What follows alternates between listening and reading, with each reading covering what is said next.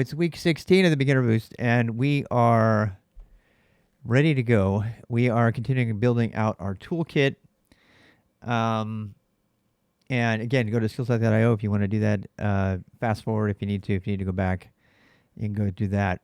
Last week we did the creation of the tripwire program. We wrote our first shell code, and we used the find command. We really broke apart the find command. So today we're going to step away from the coding for just one boost in order to set up our environment to do coding later.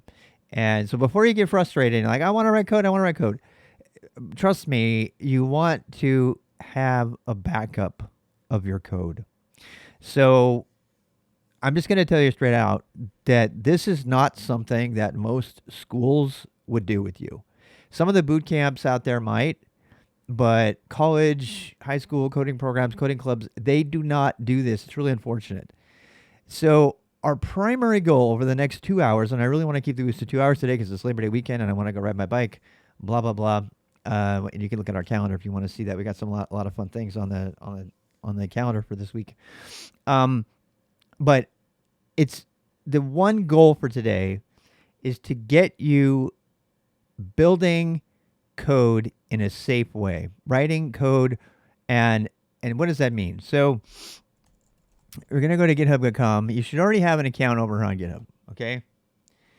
And if you do not have it, we covered this on the first or second week. If you don't have this, go back. I'm not going to cover it. But what we have not done yet is we have not used GitHub to save code.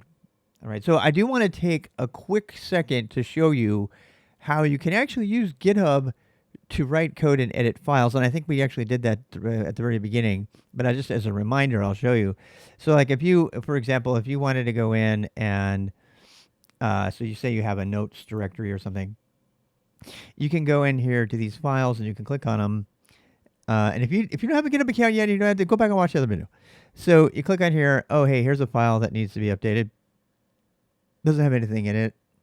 Actually, let's go in the docs directory. It's more fun in here, right? All right, so here's one. Let's say we wanted to update this one, right? So just a reminder, you can go in here, and they're going to want 2FA now, which, whatever. So I want to be able to edit this file, right? You can click this little pencil thing right here, and you can go in here and you can see the markdown. We covered markdown already. I'm not covering it again. And code 55% faster. We get up Copilot. Yeah, you also have to pay for that, by the way. Yeah, see, you have to pay. Don't do it. Not worth it. Definitely not worth it. But if you wanted to edit and preview, you could do that. You could go right here. You can say, how can I see the latest? How can I see? I don't know. I just take that out there, right? And I click on preview, and I can see how can I see latest changes, and you can see a change. Okay, so for note taking, this is all well and good, but obviously you can't write code here that runs. There are a lot of options online that you can write code online and have it execute. Replit, it comes to mind, is probably the most prominent of these. Replit.com or repl.it, either way. You can come here and code. And I just wanted to remind you about this. This is a pretty nice way to come write code and have it be interactive and just use your web browser, but that's not real. And I don't want to sound negative, but it's not. This is not real. It runs on a container and it's not running on Linux. I mean, it is, but you don't know that because you're using a web browser, right? So no matter how cool it is that you can like pull up these, these fancy things here. What the hell is it even doing? I don't even know. I mean, it is cool. And they run Nix on the back end now. I mean, they're really fancy. And you can write shell code here and test it. Blah, blah, blah. All right. And by the way, this is probably one of the coolest websites I've ever seen.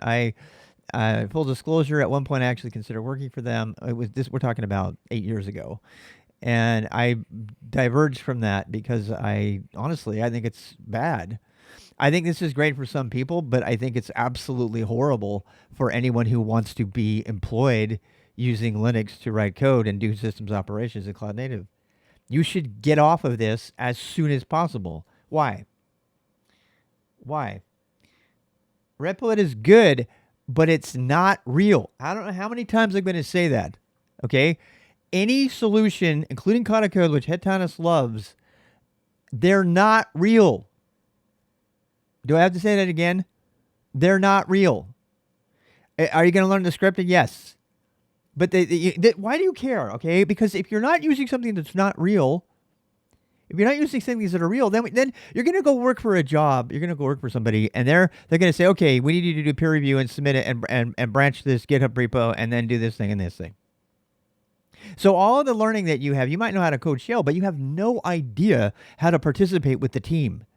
You have no idea how to do Git operations. You have no idea how to branch. You have no idea how to save the code. You have no idea how to peer review the code. You can't run shell FMT, SSH FMT on the code because you don't have access to the machine to install SSH FMT. You can't run shell check on the code because it doesn't have shell check built in. Because they don't have that built in because they have all these other fancy things in the web browser, but you can't actually even put your own things that you would use to do development. So I'm going to say this one last time. Do not use anything that's not real to learn. If you want to use this as a crutch or a way to share code or some extra thing that doesn't matter, fine. Do not waste time on these tools. Use real systems. Use real tools. And this has been a fundamental part of something that I have complained about forever since the times when I started SKILSTAK. I said, no, we're not going to use some toy language. We're going to use actual technology and be good with that from the beginning first day. So that little rant, that last 5 to 10 minute rant that I just did, is necessary for you to understand the decisions that are coming now, which are, before you learn to code in Bash or Python or Go or whatever, we are going to learn to use Git and GitHub. And you're like, but why do I need it? What do I use it for? Blah, blah, blah. Code on mobile, do you touch on a keyboard? Why would you ever code on mobile? That's completely idiotic. I'm not reading any more chat because chat is coming to the screen, and I'm going to, at the risk of getting in big trouble, I'm going to let the chat continue to go to the screen. I may have to disable it though because we're making videos, but I'm going to do an experiment. I'm going to leave the chat there so people can chime in. But I found that the chat, it can sometimes be just, you know what? No, I'm not. I changed my mind. I changed my mind because I don't want to have to redo a whole video because somebody says something completely stupid like coding from your mobile phone. All right, and I'm sure that person's not stupid, but the idea of coding from your mobile phone is absolutely idiotic. Maybe you're going to review code from your phone, but you would never write code from your phone. Hello. Okay, so in order to turn off the dumb comments, they're no longer there, which means in Twitch, if you're in Twitch, feel free to write dumb comments now. I'm not going to read them. And if you have something intelligent to say or offer, please join us on Twitch and join us on YouTube. And by the way, if you have a question, that's not dumb, right? If you have a legitimate question, go ahead and ask it. But just maybe spend a few seconds thinking about the question, like, what if, anyway. So here we are. We're looking at the stuff that we're going to get into for building a toolkit. And these are the main points that I want to talk about. I don't know if I'm going to spend this amount of time doing it. And so grok the benefit of creating and maintaining your own portable toolkit. So this conversation kind of all goes together. So the first objective today is for you to understand Git and GitHub. That is the number one objective today. And if we don't finish in 2 hours, fine. We'll do it more than 2 hours. I personally don't think you can learn Git in 2 hours. You can learn the basics of Git at the beginning. And there are many educational resources for Git, and I'm going to tell you what I think are the best ones. Okay, so that's coming. We are going to install and use the GitHub command line tool, which is the single biggest reason, in my opinion, to use GitHub above every other source management, and you will see why. It is absolutely phenomenally amazing. And there's nothing even close on any other source hosting solution. So before you ask me, why aren't we doing SourceSide? Why aren't we doing GitLab? Why aren't we doing this and this and this and this? I thought you liked GitLab. just know that the number one reason that I use GitHub is because of the GH tool. Period. And we'll get into why. So that's a big thing. Unfortunately, this has been a problem for me since I started SKILSTAK, in 2013. There is no way to avoid learning how to use Git and GitHub without understanding public key cryptography. Now, you don't know what that is. If you don't know what that is, don't be afraid. You're fine. It's fine. We're going to talk about it. But this is the biggest hurdle to helping an absolute beginner get into what we want to do next. And I have never come up with an easy way to do this. I've tried many things. I've tried to use VS Code because you don't have to think about it. It just works. I've tried everything. And every single time I come back to learning real tools. In other words, if you get a laptop for work, you're going to want to use Enterprise GitHub. At work, this is exactly what's happening right now. We've just been mandated to use Enterprise GitHub.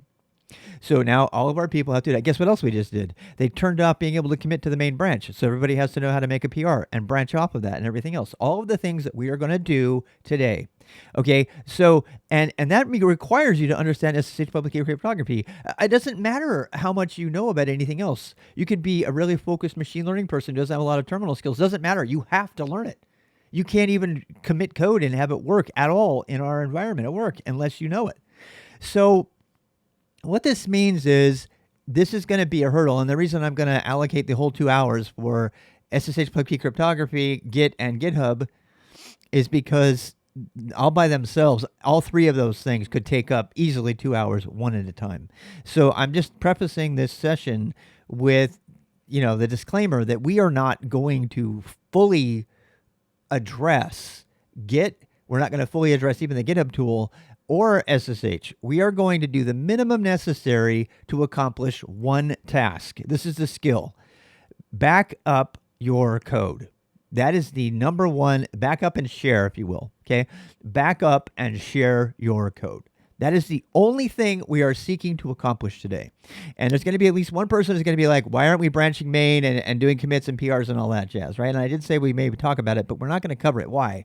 Because it's not necessary for now. So right now, the immediate demand is we just wrote a tripwire program, and that lives on our Linux machine. And if anything happens to that machine, if it's a VM, and God help us if it's a WSL2 instance, or Podman, goodbye. Goodbye code. Code is gone. Gone and no way to get it back. So it should make you very uncomfortable that you have anything that's written that you want to keep that is not stored in some backup system of some kind. And the most amenable, the easiest backup system to use is GitHub and Git. Because even, with a private repo, which are free, you can store anything you want up there within degree. Now you got to be careful for secrets and stuff like that. We'll talk about that. So that is the primary goal, and the secondary goal is understanding the whole idea of a toolkit and a .files repo and that. And we are not going to make a .files repo yet. I've been debating about whether we should make a .files repo right now or we should make a lab repo, and I still am kind of on the fence on that particular thing. So, well, let's jump right into that so we can start to talk about that. All right, so let's say we've got our GitHub, right? Just don't upload your home directory. No, we're definitely cover that. So let's close this Replit. As I said, I think Replit's cool. I wanted to draw the contrast. So here we have, whatever your notes, you should probably, if you do not have a repo on GitHub and a GitHub account right now, stop the video and go back to the beginning of the boost. We covered it on the first or second day, because you're supposed to have been taking notes this whole time and copying and pasting. Maybe somebody really smart out there copied and pasted their script from the terminal with the whatever, and then they put it into their notes, so they have it in the notes. Those that have been doing the boost with the idea of being an autodidact and keeping track of their learning, they've been writing notes this entire time, right? And so you should have already have a single repo, whatever you want to call it, and it should already have notes in there, and it should probably be private. All right. So we're going to focus on getting that repo and cloning it. The first thing we're going to do is we're going to clone that repo down, and we're going to organize it into a place where we can go change our notes repo. Okay. And then after that, we're going to get it so that we can actually save to that repo, to that notes repo. Okay. And then we're going to go through how to make a new repo and how to start committing to that repo and the steps to do that. And for that, we are going to use the GitHub command line tool. Okay. Now, you can definitely do that without the GitHub command line tool using Git, but that's a good opportunity to show you how powerful the GitHub command line tool really is. So yeah, if you're doing pen and paper notes, that's fine. I mean, we talked about the benefit of having notes in a code book, and I'm not going to go back there. I'm not going to revisit that idea. And there's nothing wrong with pen and paper for writing code. I do it a lot, but obviously that's not a great backup either, because that paper can go away. I mean, it is though. All right, so the first step we already have this thing. So how do I clone a directory? How do I take a repo from GitHub and get it down onto my system? Okay. All right. So the first thing you're going to need to do is you're going to need to have, now you should already know how to get into your terminal, even if you don't like the colors or whatever. Maybe you got green still. That's fine. So get into your terminal right now. Pause the video. Get into the terminal. And when you're in the terminal, the next thing you got to do is you want to see if you have Git on your machine. You probably don't. I have it. Okay. You probably do not have Git on your machine yet. Okay, so that's the first thing we're going to need to put. We're going to need to Git. You knew it was coming. I had to say that. All right, so sudo apt install Git. All right, I'm not going to do it because I have it already. Okay, pause the video, install Git, and you'll see mine's going to say it has all the stuff for it. I'm going to enter my ultra secret password. Don't use passwords like me. That's just for the sake of streaming, by the way. This machine is, yeah, otherwise I'd be using passwords I actually use. All right, so there we go. It went and got Git. It looks like it set it up. That's interesting. Why did it download it? And it's got all these other fun things. You don't need any of that. You just need Git. Okay. Then what? Now what? Right? Well, let's find a place to put Git. We talked about this last week, but we're going to talk about it again. All right. So cd enter will take you into your home directory. PayPal's entire database was saved by. Are you kidding me? Oh my god. So here we go. So I hit cd enter, and now I'm at home, and that's what the little tilde shows. And pwd, that'll show you your actual long-term, your directory. If you want to get fancy, you can echo $pwd, which is a variable, same thing, and that shows you where you are. Okay, now I already talked about this, but I'm going to repeat it.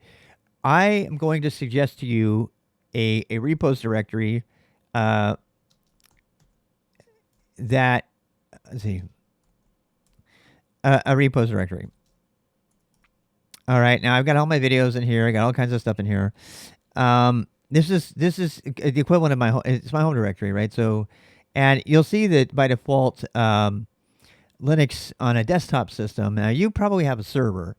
If you have a server, then you might want to opt for a lowercase repos. But I went ahead and did an uppercase repos just to match all my other uppercase ones for some reason. So that would be the first thing. How do you make it, right? So we did this already, but I'm gonna do it again. Make sure repos, right?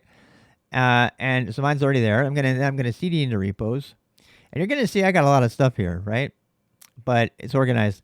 So I talked about this before. I'm gonna talk about it again. You'll just trust me. Organize your GitHub repos based on their source service, because you're going to have repos from all over the place, and sometimes the names and even user IDs will conflict with one another. But like maybe you have stuff like me on GitLab and GitHub, and you have directories that are the same. So it will benefit you most right now if you stick to an organization. So I made a directory, github.com. This is where my hosting service is, right? It already exists. Okay, I'm going to go in here. And then I got all of these different projects that I have cloned. And just to give you an idea of how cool this is, if you follow this kind of thing, you can write commands like my clone command that will actually infer the name of the thing that you want to clone. Pretty cool, huh? So let's say, for example, I can do clone muahaha muahaha. Oh wait, what is it called? So this is a project I have from a long time ago. It's an old JavaScript project. And you see what it did? In one command, it went out to GitHub, got the repo, downloaded it, created a directory for it, and then CD'd into it. And that's a function. That was a function. It's a bash function, which I'll share with you later. We're going to learn how to code all that stuff. We're just not there yet. All right. So now when I do pwd, look where I am. GitHub, RWX Rob, Muha. Now, if I had cloned something that had been qualified, it would have noticed that, and it would have created a subdirectory for that, and then put it there. You see how much fast? Anybody that has used Git a lot will tell you right away how convenient that is, because otherwise you'd have to, you have the GH, even with the GH tool, you have the GH clone, blah blah blah, and that's, by the way, see here, there it is right there, GH clone, blah blah blah, recursive submodule. Anyway. And so, in fact, if you want to go look at my clone tool, you can get an idea of why we're doing this organization. So here you can see it's got, got all my stuff in here, and I can go in there and work with all of that. But let's go back to where we were before. So this is where we were. We were looking at the github.com directory. So now you need to make a directory for your user account. We covered this already. Yeah, the reason I use the bash function there, by the way, for the veterans is because it actually allows you to change your state of your currently running shell. You cannot do that in a separate script. So we're going to cd into RWX. We're going to make a directory for RWX Rob. Make RWX Rob. You guys have this already, so you don't need that. And then you go into there, and you probably only have one thing. Actually, you probably have nothing in here, right? You haven't done any cloning yet. All right, so here comes the opportunity for us to do our first clone, all right? And so for the sake of this, I'm actually going to go ahead and make a test repo that we can play with, okay? So I'm actually going to make the repo using the graphic user interface on purpose because I'm assuming you don't know how to do this yet, okay? So I'm going to go to my account, discard them, yes, I don't need them. So I'm over here, and I want to make a new repo. So I click on repos, and actually I can go over here. There's lots of ways of doing this. You can click on new here. You can also just click a plus here. You can say, I want a new repo. So I'm going to say I want a new repo, and we'll call it my lab test. How about this? Boost test, dash test, or whatever, right? And I'll make it private. Actually, no, let's make it public. Let's leave it public. Yours is private, but I'm going to, let's make it private because I want to test something. Do we want to read me? No, we don't really care about all that stuff. Just say create repo. So now, and it tells you the stuff you can do with Git to actually do it. You don't need to stress about this yet. This is really overwhelming for a beginner. What you want to look at, see how this SSH and SS and stuff, see these two things here? Okay. Now, they won't tell you this, but you can actually use it without the S. This is a secret that you can use.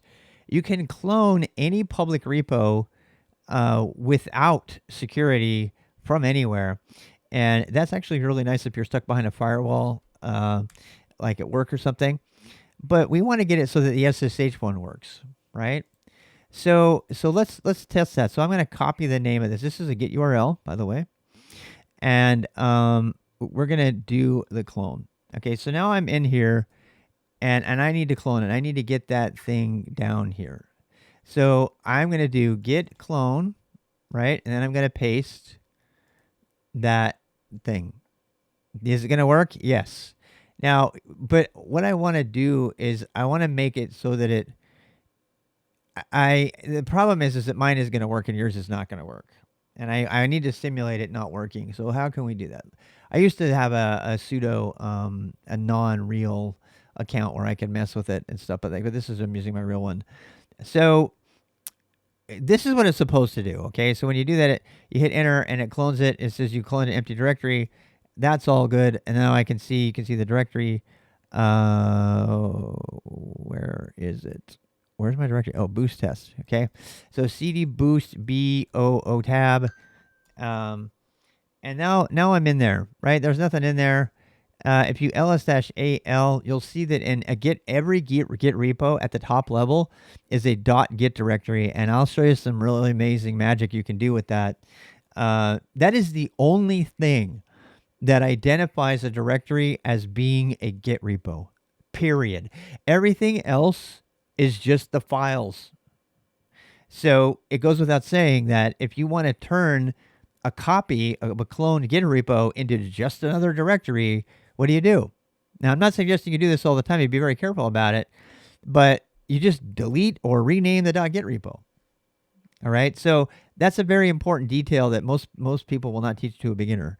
But the only thing that is separating a directory from from being a Git repo is the fact that it has a .git directory, and we are not going to go in there and go through all the files that are there and everything. We're not going to do that. That's not within the scope of this project right now. When we do home lab init or we do some other development, we probably will, but not for now. All right, so we've got this thing and it came down, but a lot of you are like, but mine doesn't work. I got an error and it's not there. Blah blah blah. And the reason for that is because you do not have authentication. So watch this. This is how you test to see if your SSH is set up on GitHub. This is probably one of the most important commands a beginner will ever learn with regard to command line Git and GitHub. Okay, so this is it. SSH git at github.com. And that's it. Just hit enter. And the reason I'm showing you success is because right now yours says, I'm sorry, I couldn't authenticate. I don't know who you are, right? So, in fact, let me show you one of those. Let's actually do this. Let's SSH user. I have a user account over here. Super secret password. Okay, so user at TB. Let's try that with a user that has not been set up. Okay, so let's pretend that git at github.com. It's like, okay, first of all, it says, I don't know who you're trying to connect to. So that would be a yes. That's just preventing man-in-the-middle attacks. That's usually okay for you to accept yes on that. There's no circumstance where you would not accept yes on that. It only does it the first time you connect to a new host. And in this case, the host is this IP number right now. Well, we did networking already. So let's do this again. And you see it says permission denied public key, right? There, you can't connect to that. Now, at this point, you're like, well, how do I get Git to work? And there's two answers. One of them is kind of the old school way of adding the key to GitHub by copying and pasting it. And the other one is using the GH command line tool itself. And I am going to show you the first way because that is the same as other services do, and some of them don't have GitHub tools. Well, they don't have a GitHub command line tool. So the method I'm going to show you, the old traditional classic method of copying some text from SSH and putting it up on the service, that method works everywhere, right? So I want you to learn that. So if you do decide to use GitLab or SourceHut or whatever, it will work in the same way. You just have to figure out how their service does it. All right, so the first thing you need to do here is you need to create an SSH key. And we've had this conversation before in the boost, but I'm going to recap it really quickly by using a story form. It's like you have a club. You have a club, and you are the master of your club, and you have these secret rings. You have these rings, right? These magic rings, and you want to give. You have the one ring to rule them all, right? And then you want to give, and you can send messages to all the people that have a copy of your ring, of your club ring, and they can read. They can do two things. They can prove that you sent the message, and two, the people in the club can can read the message if you encode it or encrypt it. Okay, those are the two things you can do. So you can sign, which means you can prove you can send a message and sign it. It's called, or you can encrypt it so that nobody else can read it except for you, except for people that have that key. All right, and you have the master ring, right? You have the private ring. You have the master ring, which can do all of this fancy stuff. Now, something that's really cool about that is that all your club members can also send messages that have been encoded for you that only you can read. So they can actually send you secret messages that only you can read. And nobody else in the club can read that message, just you, because you're the master. And so if they choose to do that, they can't really communicate with each other. The only thing they can really do, the only thing they have in common really is that they can all read your encoded messages as a club, as the master of the club, and they all know that you are you. So like if your buddy in the club says, hey, did you see the messages that the club, the leader sent? And it's like, I don't think they sent that. I go, yeah, they did. Here, go check it. And everybody in the club has the same ability to validate that message actually came from, the master. Okay. And that is really, really important. Okay. That is public key cryptography in a nutshell. Everything outside of that, everything that comes after that is some variation of that. So, for example, I'm not going to, let's just mention really quickly all the places that you can encounter public key cryptography. Every time you access a web page, you're using TLS, which is public key cryptography at a different level. It's using socket encryption, but the baseline technology underneath all of it is this negotiation with public and private keys, and this idea of like one key to rule them all, the private key, and then the public key that anybody can have, right? And those are the rings that, I mean, it's not a common practice, but you could actually say, I only want to give my public key to these 5 people, right? But that's not really a common practice. And generally, the public key is meant to be a public key. So why do we care about all of this club, key ring thing when talking about GitHub? So think about it. So GitHub is a service. They have to prove that you are who you say you are, and they want to make it so that you can interact with their service without having to necessarily authenticate every time, right? And the way that that's handled is through public key cryptography. And what that means is SSH also uses this, by the way. I mean, SSH does use it, obviously. And we did already talk about this a little bit before when we set up SSH to connect into our virtual machines, if that's the way you did yours. To be fair, it's important to say that for 2024 and beyond, we will always be installing Linux from scratch. Not from scratch, from on bare metal. What did I say? Not from scratch. Please don't get scared. We're going to install Linux on bare metal from now on, and every year of the boost going forward from today forward, from this year forward, will be thou shalt get a machine, even if it's $150 Optiplex machine, and we will install Linux on that machine. But you're still going to need to know how to connect to that machine. So once again, the reason that we are learning about public key cryptography, SSH and GitHub right now all together is because the knowledge about setting up the SSH keys is actually going to apply to a lot of other things. So let's say you want to add another server in your own home network, right? You're going to use the same techniques that you use to authenticate against GitHub. You're just going to use it to connect or to authenticate, data communications between different servers at home in your home lab. All right, so I know I said LFS. I scare everybody. The veterans know what LFS is. It's a book, by the way. It's not a distro. And so I want this permission denied to go away. So how do I do it? Well, the first thing to do is there's just no avoiding this. This is the part where I always hesitate, because if you're an absolute beginner, this can be confusing. All right. So we're going to talk for about 10 minutes about SSH configuration and how it's set up. And this is the number one sticking point for everything. In fact, yesterday, if you watched the co-working video yesterday, I'm writing a Go library that does it's an SSH controller that maintains multiple SSH concurrent connections and then restores them when they get broken and layer down so that so that the applications can actually use SSH with the same TCP connection. And it's really cool. But it started. I wrote this containerized testing environment, and it all fell on its face. Why? Because permissions. Okay, so this is another thing on the list that we have to talk about is permissions and ownership and stuff like that. And the number one error I see beginners make every time is having the wrong permissions on their files. So what does that even mean? Okay, so let's talk about it. So first of all, let's look at the file. So you're like, Mr. Rob, there's nothing in this directory.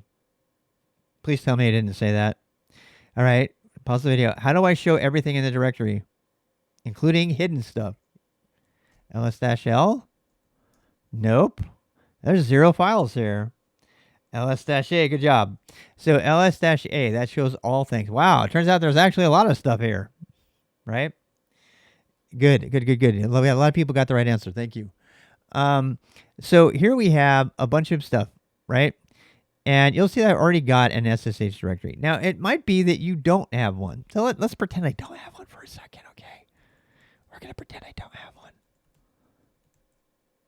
All right, so now we're pretending it's still too visible. I got to make it invisible. Shh. How about that? I still don't have teeth, in case you haven't noticed. Probably not going to be a while before I get man ls. All right, so we have no SSH directory, right? Nothing else has changed. Same error, right? Oh, okay. All right, so this is the thing where it's adding this man in the middle attack, right? Do we want to continue? Yeah, we trust it. We trust that our connection to GitHub is reliable. And if a beginner almost always saying yes is fine, and I do not want to tell you, and that's just protecting you against the possibility that IP number is not the real GitHub.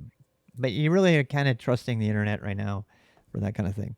So that made an SSH directory. Let's take a look at that SSH directory using our find command. So let's do find.ssh-ls. Do you see how I did -ls? Why did I do find instead of just an ls?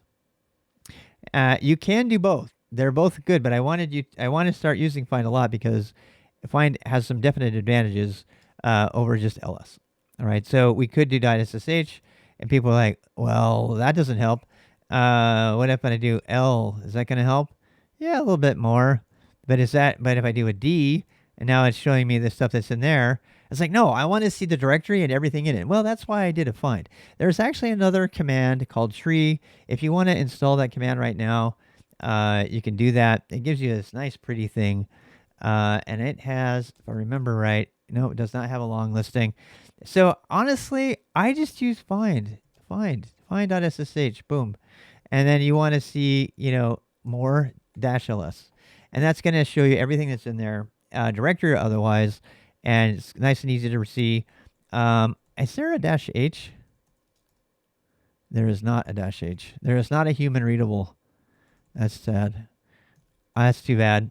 So you have to read. You're gonna have to read blocks or bytes or whatever this is. But whatever. I mean, the thing that we're looking for is this stuff, right? These permissions, and we're going to talk a lot about permissions today. Again, we've talked about it quite a bit already, but we have to keep talking about it because it's the basis of security, and it's going to trip you up. So when we said yes, I trust that host, it created a known host file that everybody can read on the system. So let's do that. Let's cat SSH known hosts and see what's in there. Wow, what is that? Well, this is called an authorized host key, and what that does is that is information about the footprint for that particular host that was given to us by the remote system. So the remote system gave us a sort of like a secret message that is guaranteed to be, it's like a fingerprint checksum, and then it gave it to us and said, look, this is the host. And then anytime I try to connect to that host again, it hands off that same thing. And if that number ever changes, it's like, whoa, something's going on here, right? And so that's how we prevent man-in-the-middle attacks. And really, you only need to know about that if you internally on your own home lab. We'll talk about it more, because if you change your IPs in your home lab, or you're on DHCP or something like that, you don't need to worry about it right now. But if you eventually, we will, because if you try to reorganize your home lab, all of a sudden all your SSH commands are going to scream bloody murder. Oh my God, somebody's hacking you. It's because you're changing the machine that goes with that address. And this SSH does this to protect us from ourselves, or from somebody swapping in a nefarious bad machine to take the place of that IP number. And that's called a man-in-the-middle attack. Okay, so but that's where that is stored, and you really don't need to think about it too much. But what we really want to do is, you'll notice that there's nothing else in the SSH directory. And normally in the SSH directory, you will see something and a something.pub, and that is your key pair. Sometimes you'll see several, and eventually you may want to have multiple key pairs. By the way, if you use fun fact, if you use Mac a lot, maybe you've been prompted to unlock your key ring, right? Well, you're dealing with something like SSH and or GPG keys, which I don't know if we're going to do GPG or not. It's another public key idea thing, but we probably won't do that for the boost. We will do that in our whatever development course that we end up coming up with, because those are very core concepts for that. So what do we need to get into GitHub? We need one of those magical public and private key pairs, but this user doesn't have one. So how does this user create one? So this is something you should write in your notes right now. You should memorize this command. All right, SSH Dash keygen. And if you want, you can SSH Dash, right? And you just trust me on this. You want to do dash T ED 25519. And if they haven't changed the default, they probably are going to change it. In the old days, you didn't have to specify the type of, so there's this mathematical algorithm that's used to generate this magical key for you, right? And the algorithms, some are good, and God, there's entire, stack overflows dedicated to, entire just to cryptography. So ED255. Yeah, a lot of people have this alias. They do have this alias. ED25519 is the hottest, coolest algorithm to have, particularly for signing. And the mathematical algorithm with ED25519 is optimized for signing above encryption. And that's exactly what we want, right? And by the way, this recommendation I'm telling you right now is a direct recommendation from GitHub. That's what they recommend. So the first answer is, where am I going to save this key?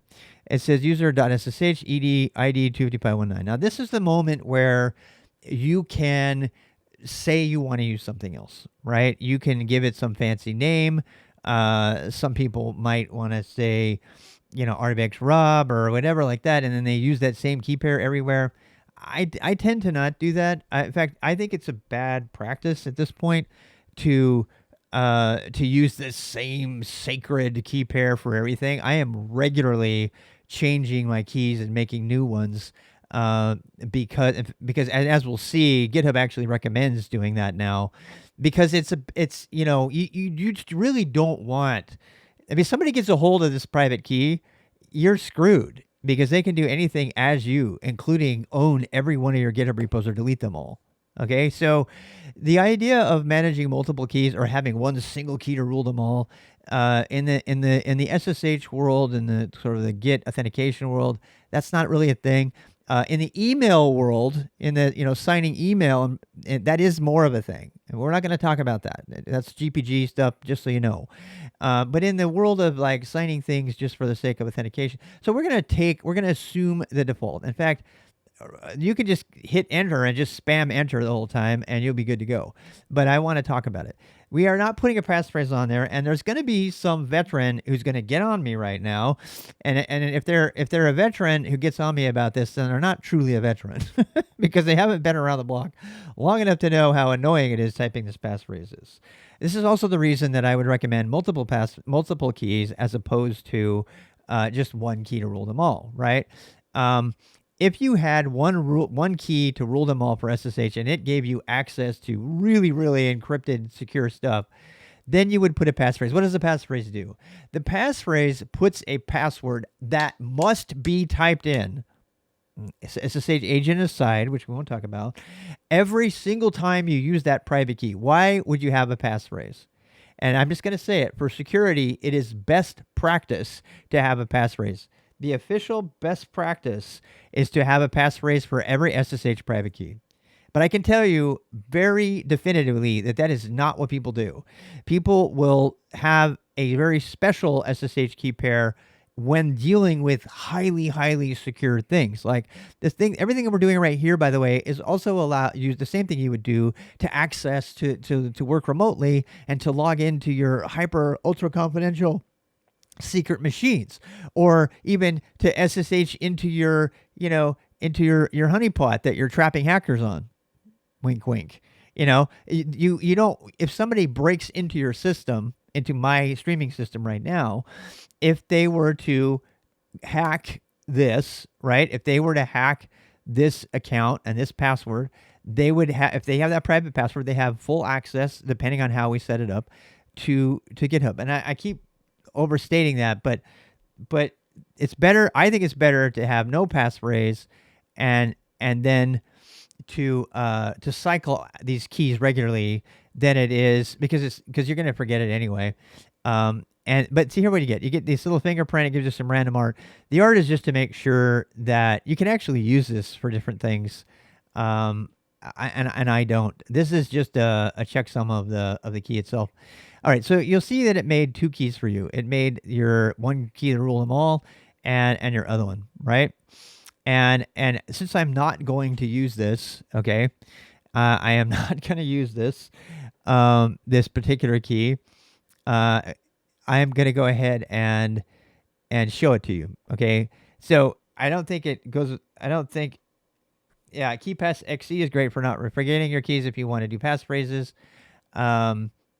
Yeah, the reason I'm not telling you about KeepSxc is because they may not be running it on a server, and if they don't have KeepSxc, they can't run an SSH agent on there. Yeah, so I mean, it's worth mentioning. If you want to go deep on this, I am going to go ahead and mention it since somebody mentioned it. So my favorite way, I believe the most secure way to store SSH keys and passwords is KeepSxc. And if you have a Linux desktop, this is remarkably cool. This will actually run an SSH key manager for you. So if it will run as a daemon, and if you want to put that encryption on your passphrase, like we talked about, you can do that. And this has an agent, so as long as this is running, you won't have to type it again. It's extremely secure. And if you want to get into hacking or high security remote access of any kind for government or illegal purposes or whatever you want to do, I'm not going to judge you. This is really the tool to use. Make sure you understand what's going on. So I'm going to give you that as a freebie. You can just go play with that stuff. I'm a big fan of KeepSxc. And you can put all kinds of really great things in here. And the fact that it has a built-in SSH agent, which deals with passphrase, what it does is it caches your passphrases for you, so that you don't have to retype them, and it allows you to still have passphrases on your keys. Super cool. Problem is that it has to be running on the system that you're connecting from. So it's kind of a pain in the butt if all you want to do is just log in and clone repos, right? And so that's why we're not doing this, because the key that we're using right now, we're deliberately making it kind of a low security situation, because all we want to do with this key is clone and save repos to GitHub, right? Now, depending on what you put in your GitHub repos, that's the thing, right? Some people put encrypted data in their private repos on GitHub, and some people don't. That's really up to you. It just depends on how much security you want to put in place. There is encryption available that's even quantum resistant, that could allow you to save data in even a public GitHub repo that's completely untouchable by anybody with a modern machine, even a quantum machine. So it's not. I don't want to discourage, but you really need to know what you want to do there, and you're just a beginner. So right now, we're just creating a key for cloning, right? And that's it. And we're not anticipating putting government secrets or whatever into our GitHub repos, right? Which is a bad idea. Which, by the way, speaking of which, government secrets, right? So let's actually try that find command again. Let's do find.ssh and -ls, and we will see that we have some of those really, really super safe secrets here, don't we? Yeah, and KeepSxc is really great for not forgetting things. So here we have, look at this though. Look at this one. Look at these permissions, okay? So this is we talked about permissions before. We're going to talk about it again because repetition is the mother of learning. So these first three, RWX, yes, that's RWX and RWX Rob, stands for the user. The user has read, write, and execute permissions. The group user has read-only permissions for this. Oh my gosh, look at this. My group does not have any permissions whatsoever. What about this other group over here, which is other or any or the world or whatever you want to call it? No permissions. Okay, so any other user on my system can read known hosts. Okay, any other user on my system can read my public key, but any other user on my system is blocked. Even the group is blocked from reading this. I'm going to pause for effect here. You're waiting for it? Okay. This permission setting is the single biggest obstacle to using SSH for beginners, period. I have seen people screw this up so many times, and you know what it is usually? It's because they didn't use SSH keygen, they copied it. So what they did is they copied this file onto a USB drive or onto, by the way, it's another reason WSL2 is absolute crap, because it automatically mounts all of this stuff with full permissions, which makes SSH go, oh my God.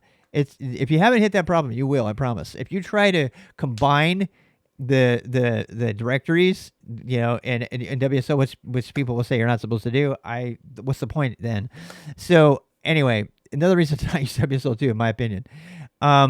This permission right here is the thing. So if you're having problem with SSH and you don't know why, 9 times out of 10, it's going to be because your permissions on this file and or the .ssh directory, see how it's locked down, right, are too permissive.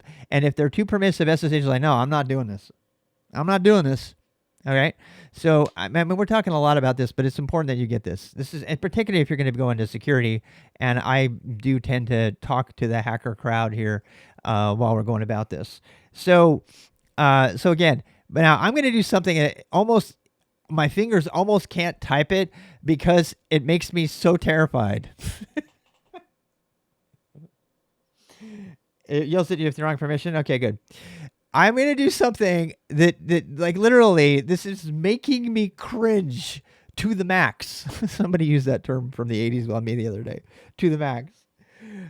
Promise me, everybody raise your, before I do this, I want everybody raise your hand in the chat and promise me you will never type what I am typing on a stream. Promise me that. Promise me you will never, ever, ever type what I am doing on a stream. If you want to give away your entire system and GitHub account to everyone in the world, do this.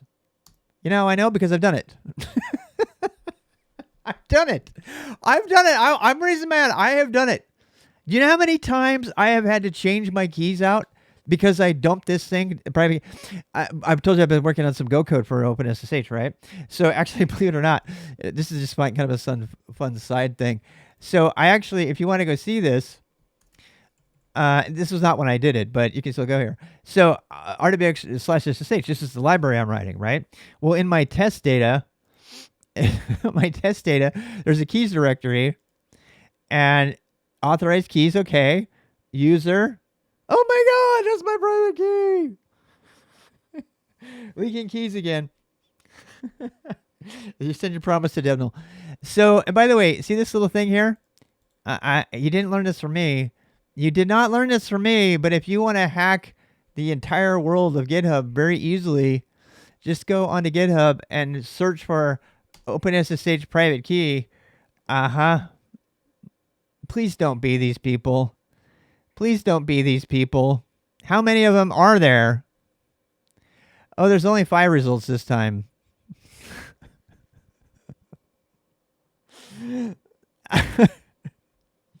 Don't be these people, these poor people. I mean, we can only hope that they were writing test code just like me. However, I tend to think not. I tend to think that it's actual. Yeah. So anyway, yeah. Back to what we were working on. So when I show you this private key, just know that private key should never be shown to anyone. You know, and I don't think it should even be put in an environment variable, which people do. That's a separate debate. We'll have another day. But that thing is dangerous, right? And it's especially dangerous. Why? Because we don't have a passphrase. If we had a passphrase on the private key and somebody got the private key and I accidentally saved it to GitHub or something stupid, then they would at least have to know the passphrase, right? And that is not enough protection unless you have like a 40-character passphrase, which is a full sentence or something like that. They're gonna bust that passphrase by renting, MIP power on Amazon someplace within like 3 days. So don't depend on the passphrase to save you, because the way that people can get high-end computing power now and crack passwords like instantly and then just throw all those machines away so there's no evidence, it's very easy to do. It's easy for you to rent enough horsepower that, as much computing power as a small government back in the 90s. And so it's not hard to crack passwords. I mean, this is also the reason that you shouldn't just use a small passphrase that's got really funky letters in it and is 8 characters long. That is like ridiculously easy to crack compared to a all English letters password that's a full sentence that's 40 characters long. This is something from security theory that I could go on and on and on about. All of these sites that try to make you have really funky passwords and put an exclamation point or an @ sign or something, none of that has anything to do with security mathematically. It's totally stupid. But the entire world has lost its brain. And you can go listen to crypto experts on this, and they'll tell you that cryptography, not Bitcoin. You can go hear people talk about it all the time. And in fact, Adam Ruins Everything has a really good thing about security theater and the things that we do to make ourselves feel good about ourselves by making. In fact, there's a really strong argument that a very difficult to remember short password is less secure by several orders of magnitude than a super easy to remember passphrase that's a full sentence with punctuation and stuff, because it will be so much easier for you to remember and do it that way. So, yeah, the local bank forces you to use 8 character long passwords and they ignore letter case validation. Yeah, the crypto bros don't care about actual cryptography. No. Bits of entropy is confusing. Time to learn cryptography from crypto bros. Yes, GitHub will send you a mail if it detects secrets. Interesting. Yeah, I mean, it does send. They do a security audit now. They didn't used to do that. Anyway, so we still haven't got logged in yet, have we? Okay, so the one that you actually want to look at is this one, the one with pub at the end. And you can cat that on a stream anytime. In fact, the first time I saw an ED255, I was kind of blown away by how short it is. And just let me give you an idea of this. So if you use the default, which you probably will, it will use RSA encryption. And these days, that's not horrible, but it's not preferred either. And it doesn't use very high encryption. I think it's only 1024. I don't think it's more. It doesn't have a lot of extra bits in there. So it's RSA. There's a bunch of controversy about all the crypto algorithms too. Almost all of them were invented by the NSA or some affiliation with the government. And I'll let you make your own decision about that. So, I mean, there's all kinds of stuff out there. People say well, there's some backdoor to it all and everything. I'll let you make your own decisions there. But RSA is one that was very clearly developed for the government. But what I'm showing you, so that there is the public key. And here's the public key versus ID 25519. In fact, the first time I saw this, I couldn't believe that was an entire key. Now, the crazy thing is that this smaller key is actually safer than this longer key for signing. It's also faster, way faster. And so GitHub specifically recommends using ED25519, which is why we did the -T when we did it. Okay, so you can go cut and paste this right now. Okay, you can copy that right now. Copy that with your terminal. And if you want to get fancy and you have Linux on your system, you can play around with piping that to xclip or any number of other things. I don't have xclip on here because I'm running Tmux, and that's a separate server. But there are other ways you can put it into your buffer. But the one tried and true method is, in this particular case, is just copying and pasting. And I go over here and copy or whatever. And why? Okay, so now how do we get that magic? What our goal is to give one of those magic keys, the public magic keys, to GitHub, so that GitHub can then check when we try to talk to GitHub and say, "Are you who you say you are?" And it doesn't use the password. Okay, so then you're gonna go into your GitHub. Where's my GitHub? You're gonna go into your GitHub and you're gonna go to settings, and you know I'm not gonna show you this, so don't get excited. You go to here, your profile, your repositories, your sponsors, blah, blah, blah. Where is it? It's under settings. Here we go, settings. And hopefully I won't dox anything about myself here. I always have to remind myself what's actually here.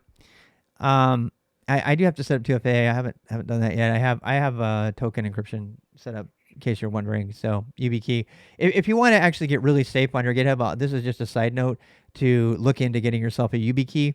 And I'm going to spell that for you because since we're talking about security, I would strongly suggest you go get yourself a YubiKey and start using that for all your services online. You can actually use a YubiKey with KeepSxc as one of your 3 combined methods of authentication. So that is really by far the easiest because you don't have to memorize a bunch of things. You just have to physically have ownership of the key. So I am going to put a plugin for YubiKey at this moment. But that's not what we're doing. What you're doing is you're going to click on SSH and GPG keys, which I am not going to click on. Okay. Click on SSH and GPG keys. And I mean, I used to have a separate account for all this so I could show you everything, but it's not worth doing now. Click on that and you'll see a place there that says add SSH key, right? And it's pretty obvious, right? You dump your key in there and you just right click and paste that key in there. The main reason I don't want to click on it is I don't want you to see the names of my other keys. Because it would just be one other thing that you could guess, and I'd rather you not do that. New SSH key. Yep. So you click on new SSH key, and from there, you give it a name, and you can call it boost, you can call it main desktop, you can call it whatever you want. The name for your SSH key is irrelevant. It's just a way for you to manage your keys, right? And then you click on save. What key type? Okay, so authentication key or a signing key. Now that's something that they've added relatively recently. You know what? Let me turn privacy mode on for a second so I can have a look and remind myself. I'm still here, I promise. It's just all black. I know. It's all black on purpose. I should probably put something more interesting to look at than the blackness. Stare into the black. Stare into the blackness. So yeah, we're going to do new SSH key and key type authentication key. So let's keep it as authentication key instead of signing key. Yeah, I think that's the default. They didn't have the option before, so it may be signing key is better, but I think signing key is just so you can sign your commits. And so we're gonna keep it. I didn't realize you could sign with an SSH key now. I thought it was only GPG. We'll look into that when we get into our coding classes and stuff. Whenever we get into the coding courses, we'll do that. Going back to here so I can be safe. All right, so yeah, try authentication key. I have a standby. The one that you made me the standby, and I haven't installed it yet. I know. I need to go find it. Thank you for the standby key. I know. I need the standby screen. I need the animated one. That would be even better. Yeah, I need to go back in my Discord and find it. Somebody in my Twitch chat made me a bunch of standby screens, and I recently switched over back to Linux desktop and OBS, and I haven't moved out that stuff over yet because it's just one more thing to do, and I'm too busy riding my bike for 4 hours a day. Okay, so once this is working, let's get to the point where you want to be. Again, if it's working, then when you do SSH get a GitHub, it's now going to do the right thing. It's going to say, hey, Hey, how's it going? Now goodbye. All right. It's very politely, knows your name. It says, I know all about you. All right, you're ready to go, but go away. Okay. So pause the video right now and don't do anything else until you get that to work, because everything else in this video assumes that that is working. All right. And we're going to actually take a break right now so that people can catch up and ask questions. And we're back through the magic of OBS. We are now connected, right? So again, the magic thing here is the name. You want to make sure SSH or GitHub knows about your name. And this is not as important. Once that is true, once that has been done, you can now do your clone, okay? Now, I'm going to remove mine. You know, be careful with the rm-rf. You know that's a dangerous command, right? So let's now try that same exact command that we did already. Do it again.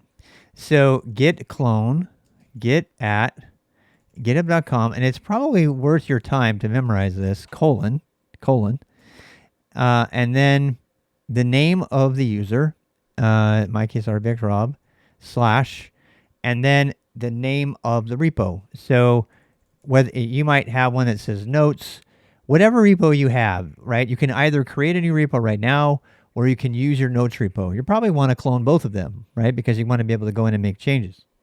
So, so I have boost. Well, you can't really see it. Here, let me get on a different window. Clone, git at github.com, rbxrob / boost test. Now, this is some really controversial stuff. I noticed a long time ago that you don't need to put .git here, but there is one very esoteric edge case that will bite you later if you don't. So I'm telling you, somebody out there's like, you don't need .git. You absolutely do if you don't want to be bitten by the edge case. And you won't be bitten by it for a long time, but it is very serious. So make sure you put .git at the end. And when you do that, you'll get an empty repository, or you might have stuff in it. And you'll see that I'm not in there yet, so I have to go into it. Boost, BOO tab. And now I'm in here, ls-al. You see the .git is there and everything, right? Okay. That is the end of the first hour of today. The rest of the hour is going to be creating files and backing them up with Git. Notice I said backing them up, not versioning them, not forking them, not all of the wonderful things that Git can do. All right. And we are going to spend a little time talking about Git here in a bit, but just want to finish wrapping up what we just did. So we set up our SSH keys, and we learned a little bit about SSH public key cryptography, and we added an SSH public key to GitHub so that GitHub knows that we exist. Okay. And we were able to do the clone. We were able to clone something down.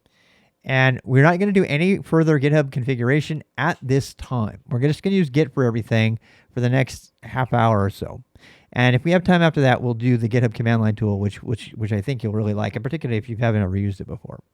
So here we have this completely empty directory. Now, you may already have a file in there that's got something in there, but if you don't, no worries. How do we make a new file? Let's go ahead and make a new file. So first things first, every single Git repo, in my opinion, should have a readme.md, and I don't want to hear all the different supported formats and cases and variations and everything. The standard for this is a file that is all caps readme.md. You know what? If I don't want to hear about the fact that you can use Python, Doc, or any of this other stuff, you don't want to do that. You know why? Because the international standard for documentation is overwhelmingly GitHub flavored Markdown. And so that's the only Markdown you're going to use. If you want to use something else later and make yourself incompatible with the rest of the world later, fine. Do that on your own time. But everybody who's doing the boost is going to learn Common Mark and GitHub flavored Markdown as the basis for documentation for all the things. Okay. And we've already done the Markdown week. We're not going to do that again. We can go back, stop the video, go back and watch week 1 or 2, and go watch the whole thing about Markdown. Okay. So let's talk about what goes in these directories, all right, for a second. So the first thing is the README file. So we're going to put a header. We're not reviewing this. And we can say this is just a test, whatever, just a test repo, and something here. And, okay, so how to use BI, all that, we covered that already. So now what? LS, I have a file, yay. Now, this is where you can start taking notes about your commands. Just a quick note about my style of learning and mentoring. I believe in helping you learn things as they become necessary and not before. So what do we need to do right now? What do we need to do right now? What is the task at hand? We want to back up readme.md, right? We want to add it to our GitHub repo. So if I go into my Git repo, where is it? Where's my GitHub repo? All right. GitHub rvxrob / boost test, right? If I go up into my repo here, we see that not only, it doesn't even think it's a repo, right? It tells me how to make it, just ignore all that right now.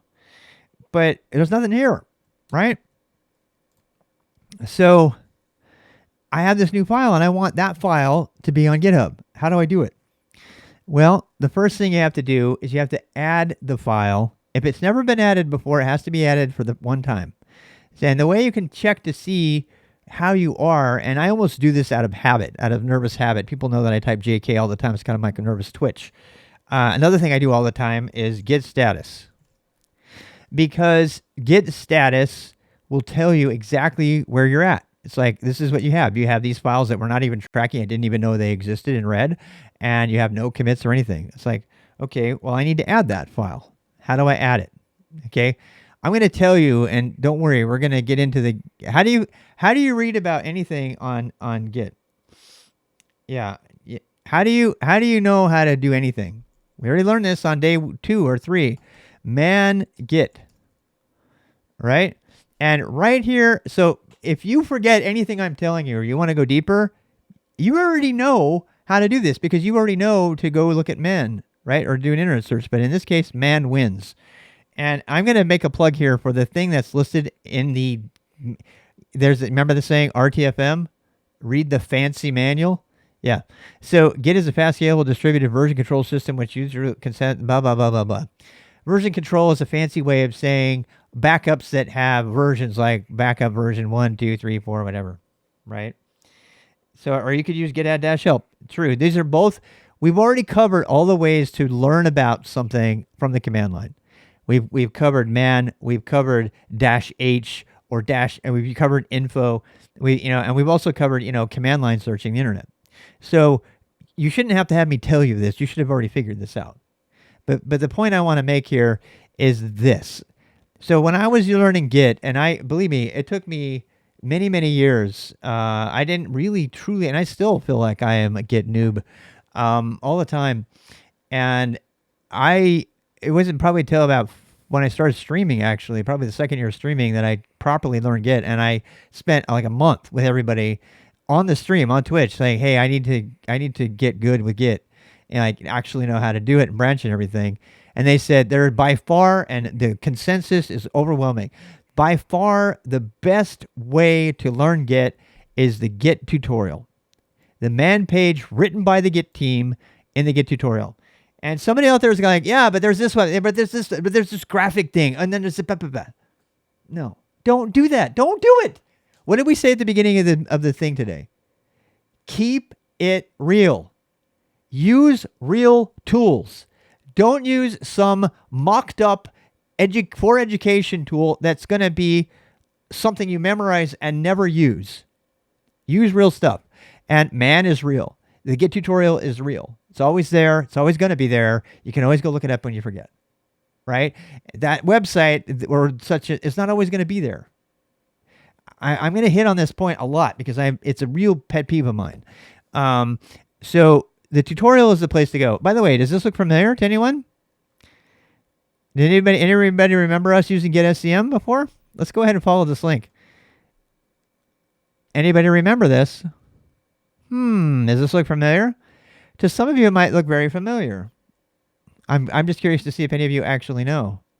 There's also a pro Git book. These are all the official sources for Git. And they are my only recommendation for learning Git. Only recommendation.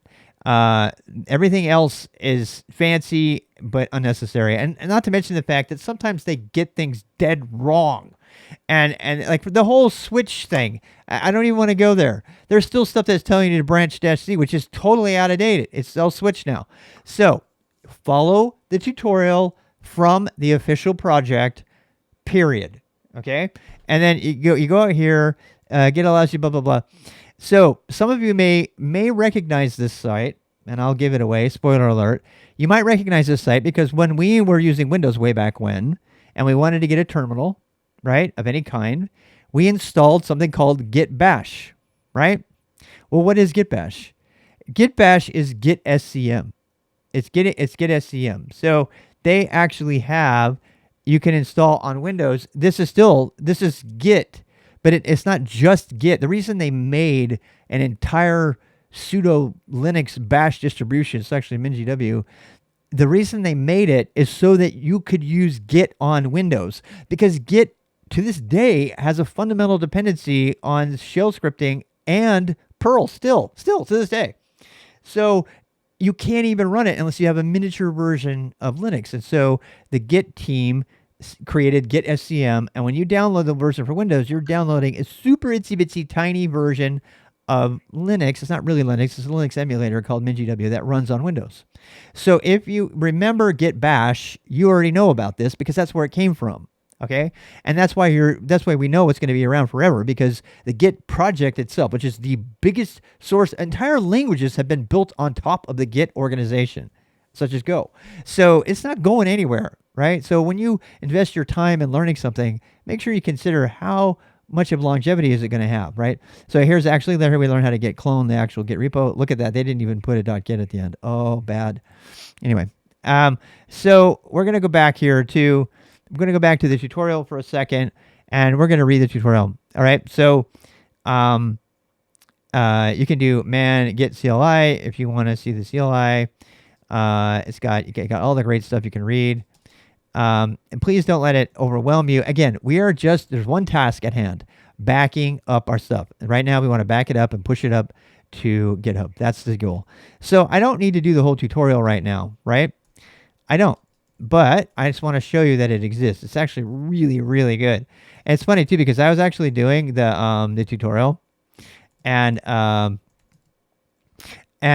people who are veterans in Git who are actually helping me learn Git were like, "Huh, I didn't know that." And they were going through the tutorial with me, and they were learning things by going through the tutorial because things had changed since the time they had learned it. One of them is Git switch. So I'm going to give you an example of this. Please don't freak out. Okay. Introduce yourself to Git. The easiest way to, let's see, it's a good idea to introduce you to Git with your name and public email address before doing any operation. We're actually going to do this. That's a little bit of a spoiler. Anyway, and Git commit, Git add. It's giving you the overview. Git status. We're going to do all of this. Don't worry. Git log. And then it does branches. So there's Git branch to change the branch. Look at this. Git switch. There's a lot of veterans who don't use that command. They don't. They should, because it's the new normal. Yeah, and stuff. All right, so let's actually follow the tutorial as the tutorial says, and it says right here, it is a good idea to introduce yourself to Git with your name and public email address before doing anything else. And this operation is not required to do the clone like we did, but these commands are definitely required to push stuff up. So we're going to, in fact, if you don't do this, let me show you what happens if you don't do it. All right. And then I'll show you what happens if you do it. So, well, mine's already there. So I should probably, I guess I could delete mine. Now let's go ahead and just do them. So try it. If you try to do a push, it won't work. So we're going to do this. We're going to say git config -- global. I think there's a -G if you don't want that option, but let's just do -- global. User.name, and then your name comes here. So this is the name if you want to, you can use your username from GitHub, or you can use your full name that you use at GitHub. Okay, and that does become the name up here. So like when they click on your name, you see how my name has right here. So it should be that name. It can be this name if you want, but it can be. It has to be one or the other. Otherwise, you won't get credit for your commits. And I've seen this before. It's kind of crazy, but so let's go ahead and do that. Okay, so go ahead and execute that command. I'm not going to do it. Go ahead and execute this command and put your name in here, and then it won't show anything. And then do this one for your email address. Now, this is the email address that you've given GitHub, right? And it really, really needs this. This is the thing that it's going to use to associate your commits with you. And as strangely as it seems, you can actually lie about that stuff. And I don't want to get into that. That's just a side note. You can lie about that stuff and commit as other people. And without having signed commits, there's no way to prove that the commits actually belong to you. And we are not going to do anything about signed commits today. If you want to go down that rabbit hole, you can. It's kind of fun. There's actually an entire site dedicated. There's a guy who showed how broken this is, who committed to the Linux kernel as Linus Torvalds without being Linus Torvalds. And it's still there. You can go read it. So eventually you're going to want to add, you're going to want to add all the other stuff, right?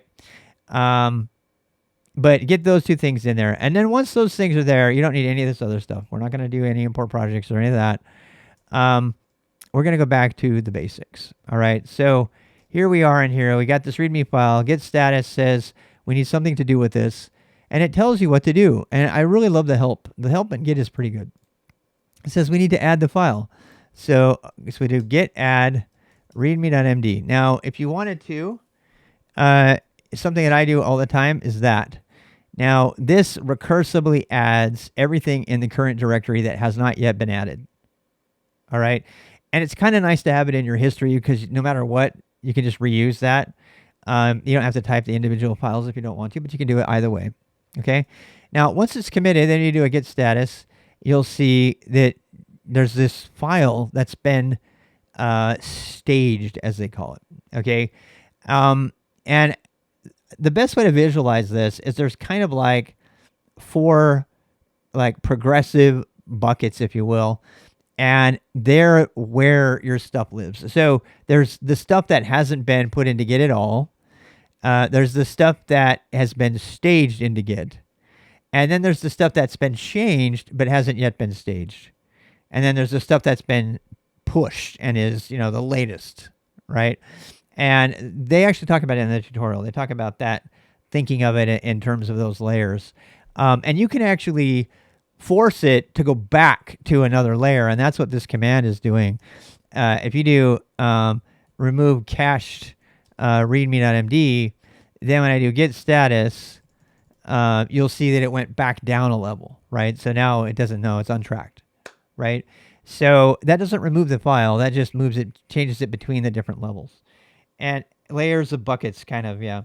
But if you think of it that way, it'll help you know where stuff is. Because sometimes you'll get it, it'll be in the wrong place, and you'll try to revert it, and you can't. Like for example, if you've already committed it and also pushed it, there's no getting that back. You gotta, you'd have to do some really creative stuff with the Git repo itself, which I don't even want to get into. Dealing with head and we're not going to talk about. So, but occasionally you'll accidentally add something that's not ready, and you can do it that way. Git restore dash stage file name. You can use that to unstage too. Yep, that's a good one. Yep. I like restore Git restore better than the Git rm, but I just use the one that was there. So I use Git restore all the time, and this is a good time to talk about that. Say, all right, so Git status. Now notice that I have not pushed anything up to GitHub yet, right? Nothing is on GitHub yet, and it's important that you can keep. It's important that you know about this. Until you push it up to GitHub, it's not really backed up. It doesn't really exist, right? But Mr. Rob, it's committed. Now, why would you commit things that have not yet been pushed up to GitHub? And the answer is so that you have kind of a local backup. So the really great thing about Git is that you have multiple levels of backup, basically, right? You have this commit, which has been backed up locally, so to speak. It's not really, it's a commit, right? So it's, I'm using the backup term generally, kind of liberally here, but in a sense, it is kind of a backup. And here's why. Watch what happens. Watch what happens if I go in and I change this file, and I say, let's say I lost this line, right? Or let's say something really bad. I deleted the whole file and I saved it. Oh my God! How many times have I done that? Raise your hand if you're a veteran and you've done something like that before. And Git has saved your butt. How many times has Git saved your butt just because you were editing a file and you forgot to commit?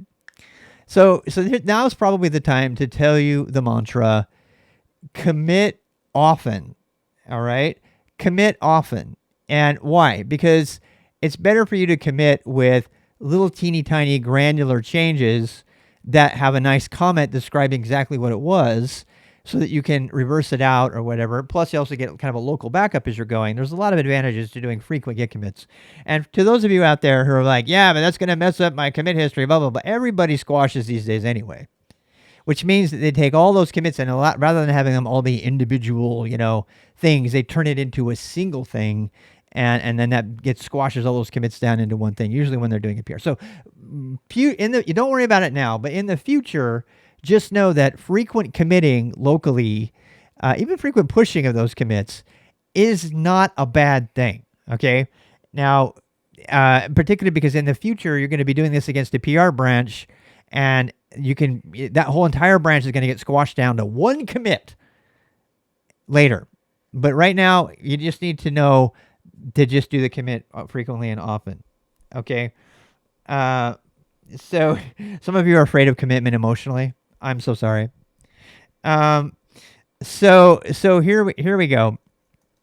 So I don't know what to do. I can't remember. I blew my file away. Whatever will I do?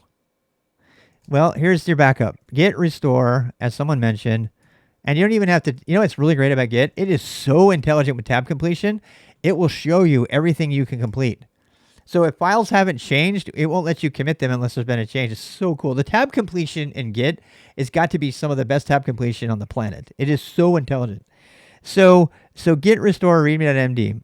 All right, now what do you think it did to my file? So we look at it. Let's see what it did. Oh, look, it saved it. But where did it restore it from? It was not on GitHub yet, Mr. Rob. Okay, so it cached it locally. It put it into that staging cache space. And that is already fantastic, right? Because if you accidentally fat finger something, particularly as a beginner, you might want to restore that file really fast. Or maybe you just want to make a bunch of really messy random changes and put log statements all over the place and then just kind of revert the whole thing back just to test out something. Totally doable. Totally doable. That is what Git is for. It's designed. And that's why I think it's so important that you should have Git in your tools arsenal before you start writing pretty much anything. Because that ability to back up is going to save you so much time in the long run. I promise you, especially as a beginner. So you got this thing here, right? All right, so Git status. You can restore from stage. Yeah. You didn't know that? Yeah, there we go. So at least one person. So this is kind of like a temporary undo that lives on your computer, right? It's not pushed up. It's just like undo. And this is the reason you should frequently commit. And I'm not going to say anything about what messages you should put in your commit. Actually, we were just adding a new file, so I don't think we don't have a commit yet. Git status. Okay, so I'm sorry, we haven't even committed our stuff yet. All we did was stage it. But now we want to go one step further, right? And we want to commit our changes. And there's really nothing new here because it's a new file. So we can get kind of liberal. We can say commit, and we can use -m if you want. If you don't use -m, it will show you, and it says, there's something I want to show you here. If you use VI, it'll actually show you, see right here how it turns color? It will show you that you've exceeded the 50 character that they recommend. And I am here to tell you that I used to be a stickler for making commit messages that were under 50 characters. I no longer follow that because I follow something called clean commit. I don't always do it, but I'm going to just show it to you. And this is something that has taken on a lot of popularity. This is a convention. Get stuck. Is this the one? I think I might have it wrong. Headless. What is it? Is it clean commits? I think it might be commits. I can't remember it now. I'm having a fail here. What's it called? I can't remember the reference to it. I should have looked it up before I did the video. It's clean commits. Clean commits. I know what the status, how to do it. I just don't. There's a real huge debate about what should go in your commit messages. Conventional commits. I am so thankful. Thank you. Conventional commits. I am spaced on that. Thank you so much for that.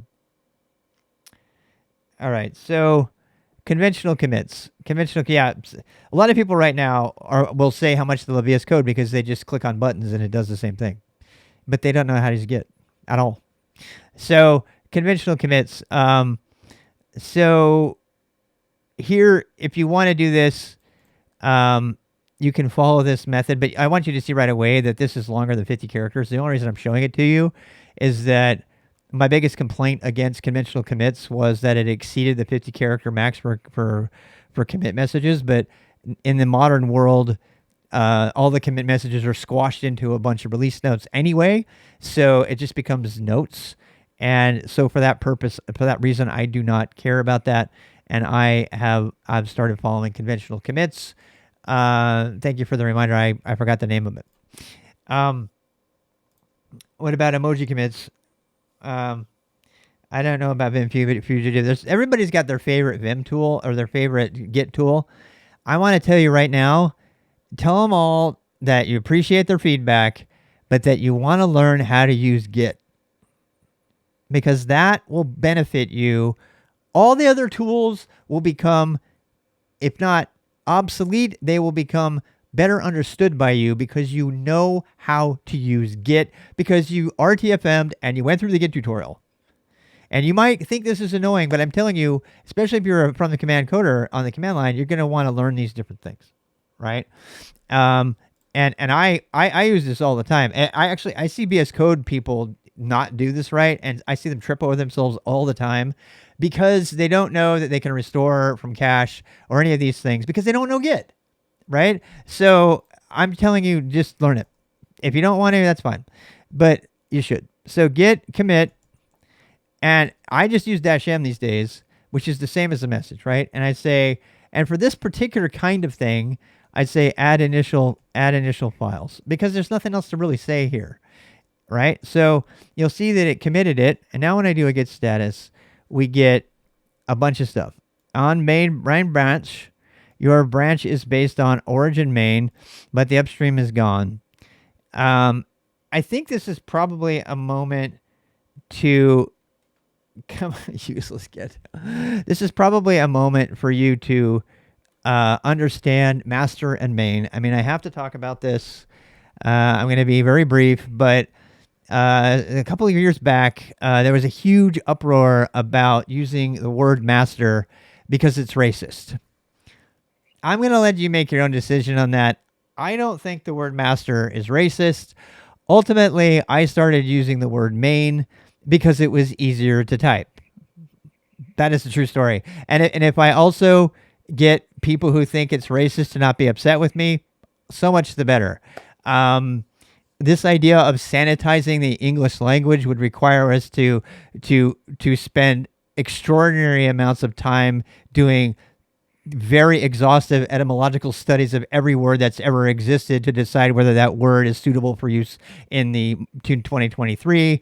I think that's absolutely stupid, and I accept the language that we have it as it is. However, I like main better because it's shorter. So that's all I want to say about that. I don't want to turn this Twitch stream into a racial debate. All right. The fact that that the use of the word master became and slave, which is very common for drives. You have a master drive and a slave drive, and now they're calling the entire world has decided to come up with better terminology, and I'm not against that. I'm not against coming up with better terminology if we can do it, and maybe cutting off at the pass these etymologies that are codifying some horrible things that happen in human history, no matter what, whether it be a misogynistic term or racist or whatever. So I'm not against it. I just don't think master was ever racist personally. But what do I know? I speak 3 languages and studied linguistics my whole life and obsessed with etymology. But if you think master is racist, fine. Yeah. So anyway, what we're going to talk there. Yeah. Don't go into the master bedroom. Oh my God. Yeah, that's racist. That bedroom is racist. Don't ever use that. You're going into the main bedroom. Okay, I'm not. Look. I got to be very careful because there are people here who find that term extremely racist, and I am not attacking you. If that's you, I am not attacking you. Okay, I really don't. You are welcome to believe that. I want to believe that I'm not a racist. I'm not going to cite all my black friends as I think that's the most racist thing you could ever do, to claim you're not racist. But move on, Rob. Move on. Okay, I'm moving on. So if you want to do this, you think this is not worth talking about right now, but it was a big deal. The entire Git project had to make a political decision about whether to change the default in the Git tool itself from master to main. You know what they decided? No. We're going to keep it master, but we will make it so that you can change it really easily. And I'm going to show you how to do that because I do think it's easier. I do. And we're going to do a search for this. We're going to ask ChatGPT, how can I change my default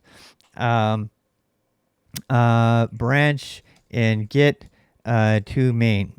All right. We'll ask ChatGPT and see what ChatGPT says. I choose to judge people based on the quality of their code, not the name of their branch. Well, that's probably a wise thing to do. So there you go. Here you go. So git branch -m master old branch, right? So you may have that, and then you're going to go ahead and commit it. And you can also delete the old branch if you want to. The way to change that branch, by the way, so that it does that permanently, and this is where we have to kind of get into git config. And I'm going to go offline for a second to make sure I don't have any tokens in here. I apologize, but I just want to be really sure. I don't think I do.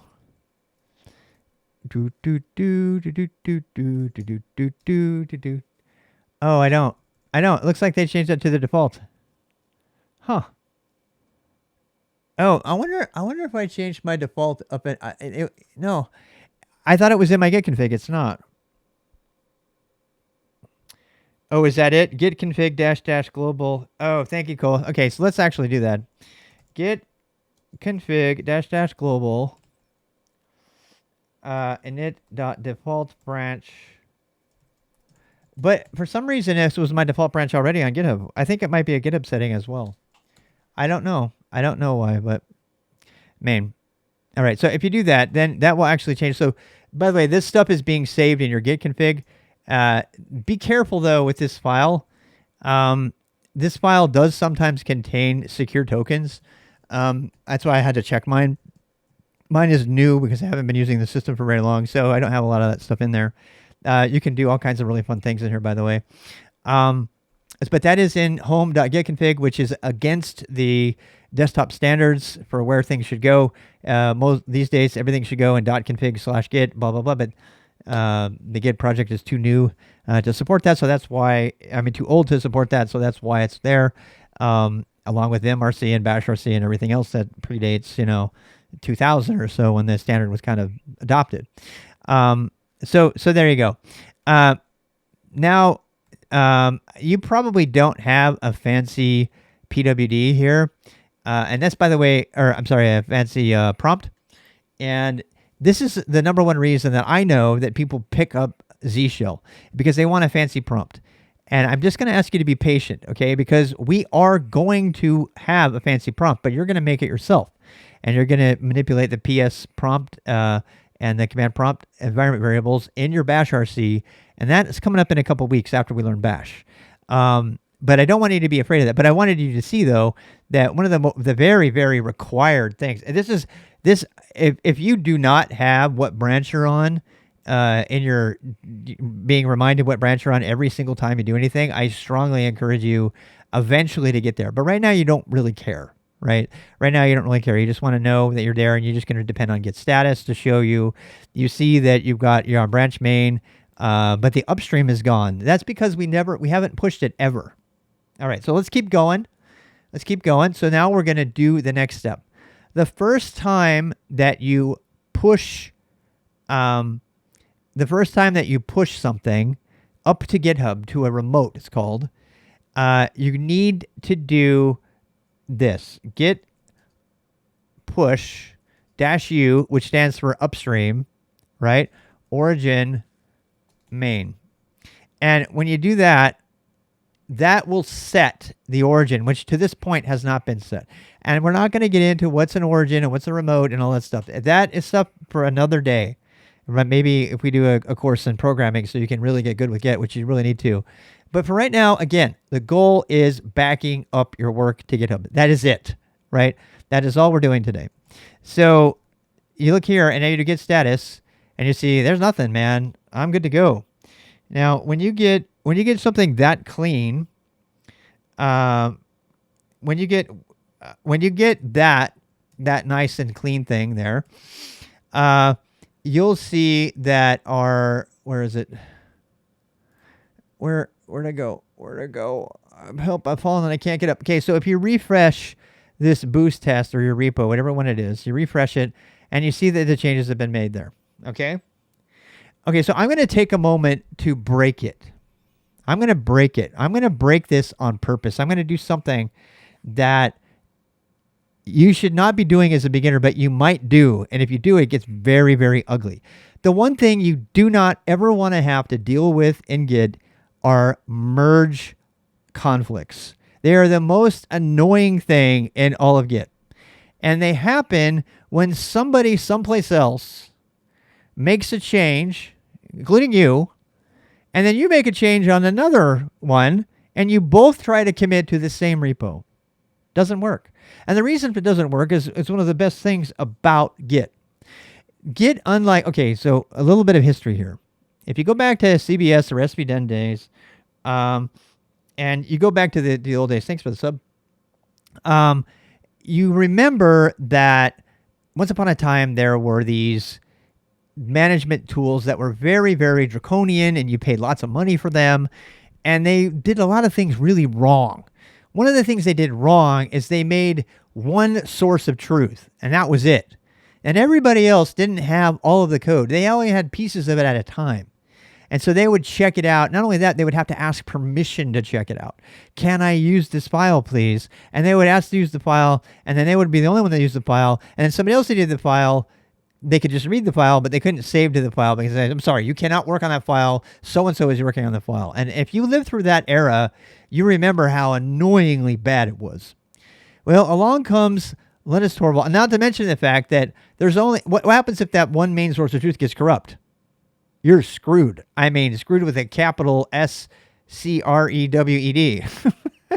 right? And believe me, you just don't want to live through that time. Along comes the guy who invented Linux, Linus Torvalds, and he's like, no, we are not doing that. That is completely stupid. I'm going to redo the whole thing. And so I think Linus Torvalds' second biggest contribution to the tech world is Git. He made Git on his own pretty much and said, we're going to do this differently. And he did it. He didn't get mad. He got busy. And he said, look, we don't care. We are going to coordinate who's working on what between ourselves. We're not idiots here. We're going to make sure that so-and-so is working on this and so-and-so is working on this. And we're not going to lock them out. And not only that, every single person who's working on this Git repo has an exact copy of this same repo. And that was a stroke of genius. Because by doing that, At any moment today, there are literally millions of backups of the Linux source code because every single person who's ever used it or copied it has a full copy of the entire source code. We don't even need GitHub for that. Now, GitHub came after that because Torvald said, hey, we're not going to do coordination, and they use email on the Linux project, but we're not going to do the branching and all that stuff. We'll just make it so that people can use it, and then those teams can come up with their own method of doing that. And GitHub come along and said, it'd be really great if we had one best way for everybody to manage all of this source code together and, play like a team. And not only that, but to share their public repos with the rest of the world. Boom, we got GitHub. Okay, so the inventors of GitHub had nothing to do with the Git project, like sometimes to a fault, right? And they said, no, we're going to make it so that all of these Git repos that are flying around out here, that people can follow them. It's basically Facebook for Git repos. And, we can see what's going on. We can track who's working on what. We can see when they're doing it. We can see what they're committing to. We can take somebody else's project and I can click on a button and I can get an exact copy of their project at that point in time. All this really great stuff. But it's for you as a beginner, you just need to know that that's where it came from, right? So that is why when I say backup all day today, we have a full backup. And let me prove it. So let's say I accidentally blew away this directory. RF boost test, right? I have nothing on this machine at all that resembles that thing. Well, now I can get it, clone it again. And you already know the command for this because you already did it. In fact, you can probably go search for clone in your history. Boom, there it is. I already have it. Hit enter. And now, oh, look at that. It did it. Now cd into boost test. And there's my file. Cat readme. Actually, we can do md readme. You get some nice fancy colors. There you go. Rendered markdown. And there you go. So now we have a repo that has been copied. Now I can go on. Now here's something cool. Let's do this. You remember this user over here? This user doesn't even have a Git account. Remember? This is one of the greatest things about this whole thing. So they don't even have a GitHub account. But I can still read from that. I can still have a copy of it. Watch. Git clone. Now I'm going to show you how this is going to fail. GitHub.com /rbxrob/boost test.git. Oh, could not read from the repository. Why? Because I tried to use Git. But if I change it to the HTTP method, HTTPS, remember we looked at those two different ways to copy. It's like, oh, can't do that. Why? Because it's authenticated and I don't have an account on GitHub. But the non-authenticated one, yeah, baby. Wait, what? I'm an idiot. What else is new, Rob, right? Oh, yeah, I'd have to get him in there. Okay, so it's prompting me for my username and password for GitHub, which I don't have. So let's do it without the S. It's not supposed to do that. It's not supposed to do that. I don't have that. You know what? They changed it.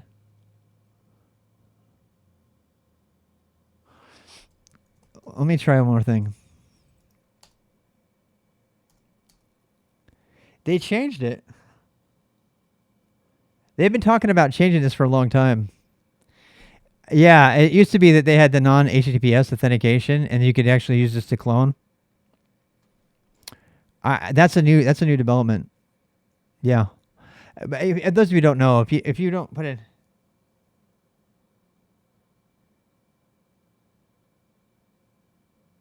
Yeah, I'm pretty sure GitHub changed this. They've been locking security down. That's new. That's new. That's changed within the last 2 months. What I was getting ready to show you is that you can use GitHub as a way to, even anonymously, duplicate a project without having any authentication whatsoever. And yeah, everybody's confirming that's a really new change. This is a public repo, yeah. This is a public repo. I'm pretty sure my repo is public. And those of you who are wondering, I mean, there's the veterans are, oh. Didn't I make it public? It says right there it's private. I could have swore I made it public. It's private. It's obviously private. Okay, so forget everything I said. I'm an idiot. I don't remember making that private, but I'd rather make that mistake and have you guys learn from it. We got to go to the boost test, and then we need to go to here. Wait, what? Something is not right.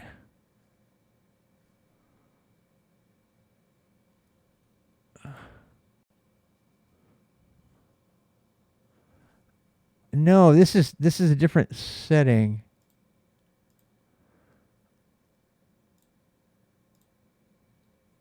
Yeah. Oh, this one. Yeah, okay. So this is they changed this too. This is the setting one up here. All right. So here's your default branch, and mine defaulted to main. I think that might be because my overall settings are set to use main as a default, but I don't know that for sure. Anyway, yeah. Let's go down to the bottom here. Danger zone. Okay. Change repository visibility. Change visibility to public. I want to make this repository public. Yeah. Make the repository public. Are you kidding me? I gotta use my security key. UV key.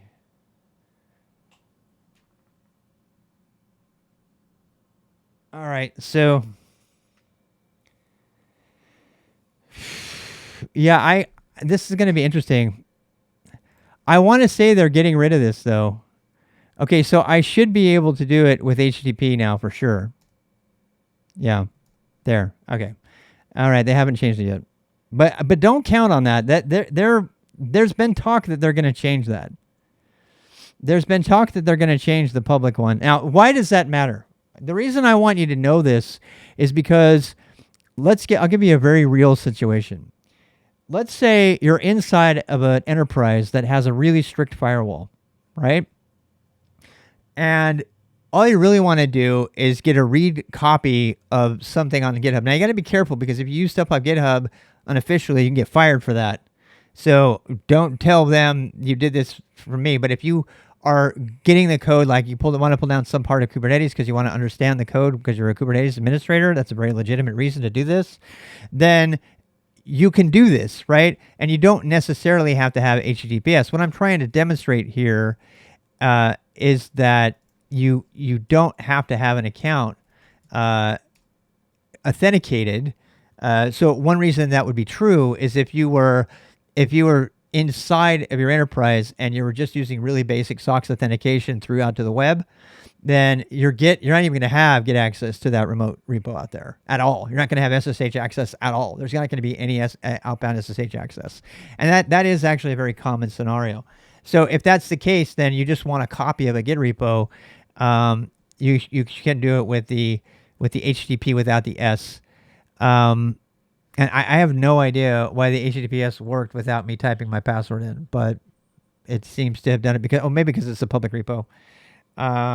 Yeah, don't tell them I told you that. Say that. Thank you for the follow. So there you go. Now you've got your boost test. And what I'm trying to show you is that you've got everything just as before. Another thing to note that you see when I copied everything down, they changed the permissions to match my owner, right? So I don't want anybody to think that when you do this, you're also backing up ownership permissions. You are, to a certain extent, backing up the read-write permissions, right?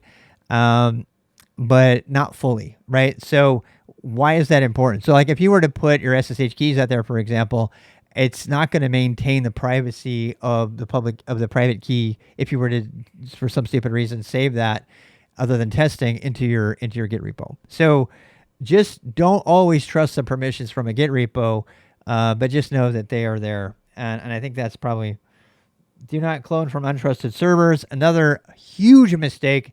Thank you, our security expert / spook. We have a lot of people who are employed professionally as hackers in one capacity or another, and one of them is advising against cloning repos that you do not know.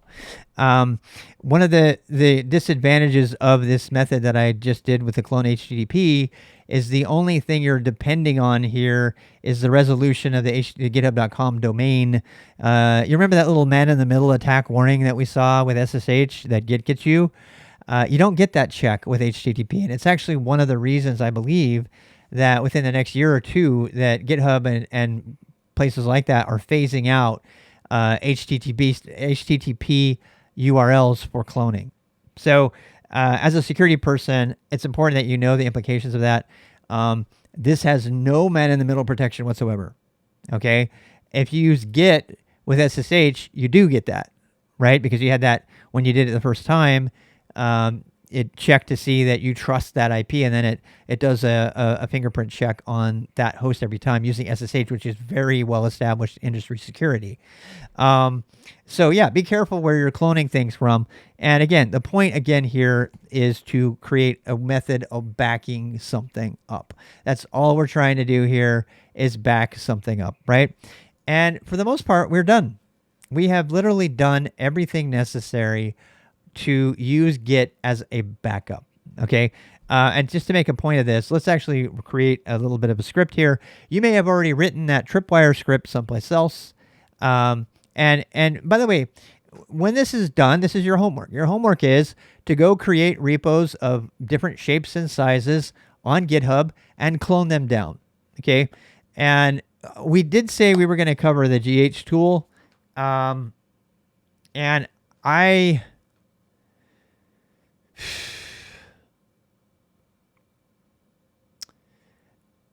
you know what? I think I'm going to eliminate the GH tool from the boost, and we're going to put the GH tool in. I think we're going to put the GH tool in the programming course. It's so stinking cool, but it is mostly for programming. So I'm not going to put that in here. I don't want to overwhelm our beginners. It's so important that beginners learn the Git. Here's why I don't want to include it. I'm going to take it out. I just made a command decision. If you can work for a few months with just using Git, then you won't rely on the GH tool as a crutch. And that's important because you may be working in an environment that doesn't allow you to use the GH tool, even though it works with enterprise GitHub and everything. So at this moment in time, I do not feel comfortable giving you a crutch. I mean, just to show you what it would be, because you're kind of curious, I'm sure. GH repo create a repo from scratch, repository name, yet another test, repository owner, RDBX Rob, just a test, public. Would you like a README file? Yes. Would you like a git ignore? Yes. For Go programming, okay. Would you like a license? Yes. We'll use Apache 2.0. Yes. Should I clone a repository locally? Yes. CD into yet another test. I have my whole file here. Now watch. GH. Again, I'm not covering the GH tool, but if you want to go down that rabbit hole, I'm going to show you what it's doing. And then you can do GH repo view-w, and it'll open the web page directly to the project. Pretty cool, huh? Yeah. I'm not saying don't use it, but I'm not going to spend any time teaching you more than what I just showed you. The reason for that is obvious. How many things that I just saved myself from doing the hard way with Git, right? And another thing too you can do, so like if you're working on a project together, let me just show you. I have an alias. All right, so an issue, right? So I can do this. I can say gh issue create needs more cowbell. All right, so you can submit that, and I can do gh issues. Oops, gh issue list -l. I think, is it -l? It must be list. I don't know because mine's issues. All right, and if you want to see, you can say gh issue view 1, and it will actually show it wrote out for you. and you can actually close the issue, GH issue close. You can open up a branch that uses that issue, GH issue close 1, and needs more cowbell, closed issues. And I can go over here and you can see the issues are all here. Closed issues, needs more cowbell. So I'm just telling you how stinking cool the GH tool is. If you're not using it, I haven't even scratched the surface of what's possible with the GH tool. GH tab. This is all of the stuff. You can list all of the orgs for your organization. You can say GH org list, all the ones you belong to. You can do GH repo list. You can show all of your repos from the command line and fetch them and query them and see which ones are there. It's really, really freaking powerful, but it's not for beginners. And here's why. So many of the things that it does, you're going to have a hard time knowing, okay, should I do that with Git or not? I don't know if you saw, but when I did repo create, I didn't even use Git, right? It took care of all that hassle for me. I can also delete repos using it, which is extremely dangerous. So I just want you to know it exists. I don't know what HG is. I have no intention of using it. I use the GH tool. It's the superior to everything else that's out there as far as I'm concerned. There are a lot of other tools that people have invented over the years to do it, including several that I wrote myself. I wrote one, the beginnings of one that would actually work with GitLab and GitHub simultaneously.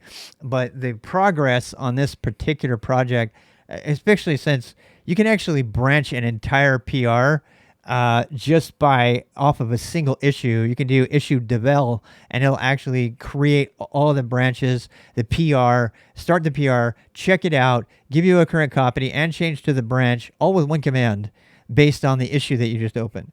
So, and so this is my preferred tool. And I think somebody's mentioning HG and some of the other tools, Bitbucket and others. And the reason I don't think GH belongs here is because GH is definitely a preference. Git is not. Git is not a preference. Git is an objective fundamental that you must learn no matter what. Everybody agrees.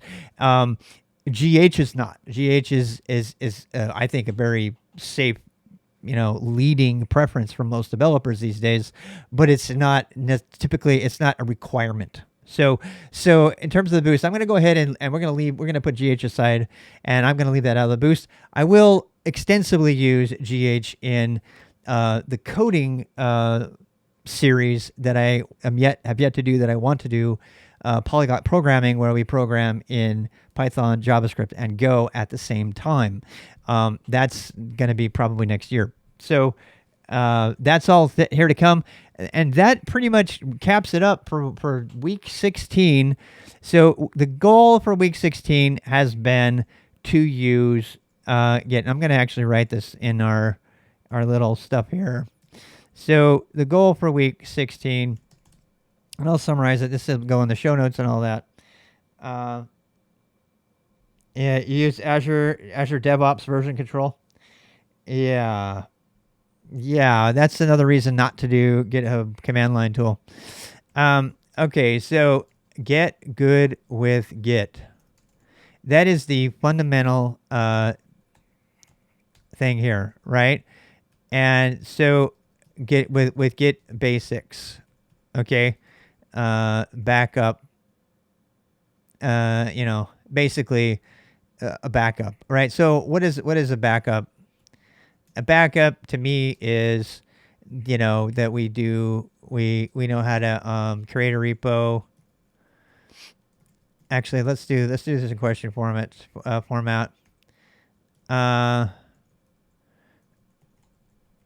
Get good with Git basics. So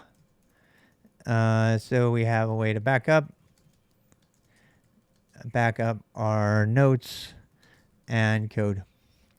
And that's it. We're going to be coding like a boss next week. We'll be doing Bash as our first programming language and introducing programming concepts in Bash, basic concepts. So what is public key cryptography? Let's see. Let's say how does SSH apply to Git and GitHub? We've already talked about SSH before, so that's not anything new. So you should be able to answer that question. How does SSH apply to Git and GitHub? And how do I create an SSH public key for GitHub? Is GitHub spelled with a capital? I don't know. I don't know. Call me late for dinner. Is this spelled with a capital or not? Get good. Yeah. I mean, I don't even care. Okay, so someone will tell me for sure.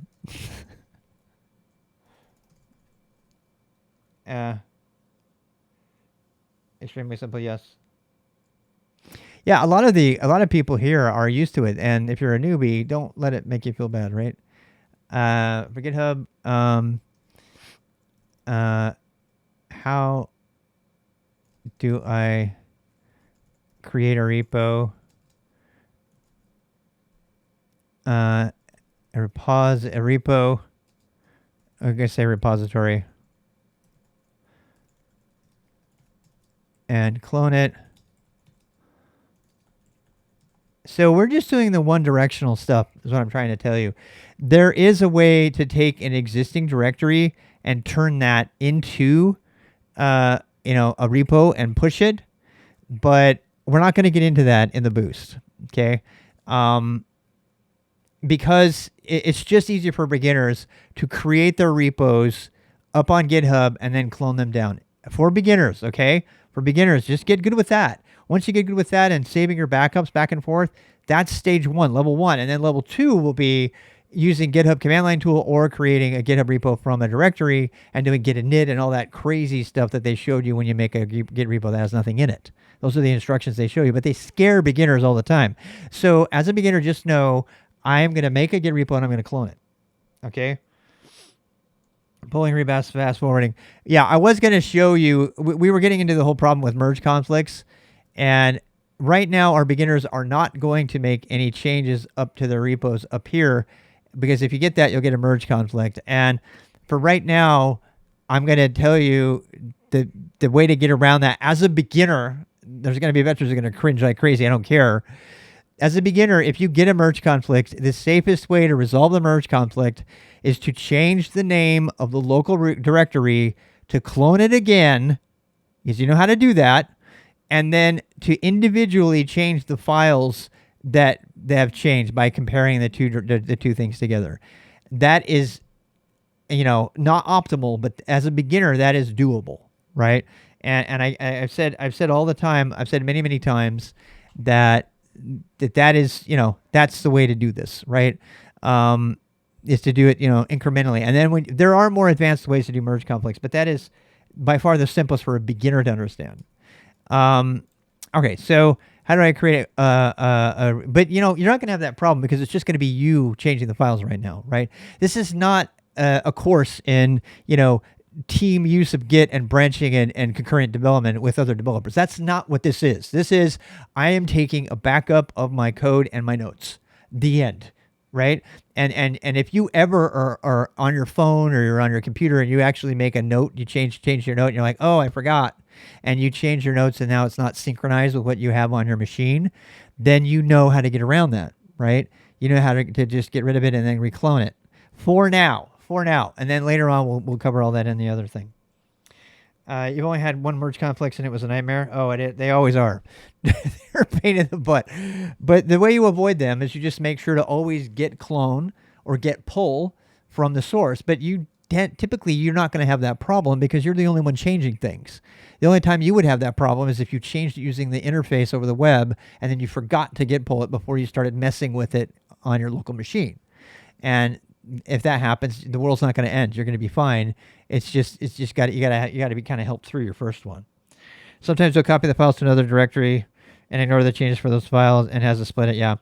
And sometimes I'll actually do that, and I'll delete the .git directory from one of them, and I'll just dump all the files over on the top of the other one. There's lots of simple but fast ways, effective, brute force ways to get this accomplished.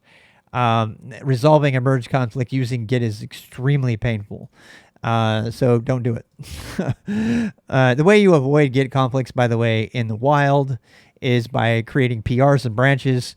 And if you're not doing that, and most of your main branch is usually locked down, and nobody's allowed to change anything on that branch. And then you're only merging stuff in from everybody. When somebody wants to make a change, they fork the code base, not fork it, they make a branch of it, they work on their stuff, and then they submit a PR, and that gets evaluated against what's there. Everybody approves it, and then it gets merged back into the main code base in one shot. And that is how Git normally works, in case you're wondering. We're not going to cover any of that, though. That is, I think that's developer stuff, and so that's not equally relevant to all people using Git and GitHub. There's going to be a lot of you that are going to use GitHub that are going to write very little code. You might even just use it for notes, and I still think it's a good way to do that. All right, so how do I create it locally? And then how do I commit? Let's see, how do I add new files to the repo? How do I commit files? Let's see, where is the most authoritative? Did I spell that wrong? Yes. What is the most authoritative learning resource?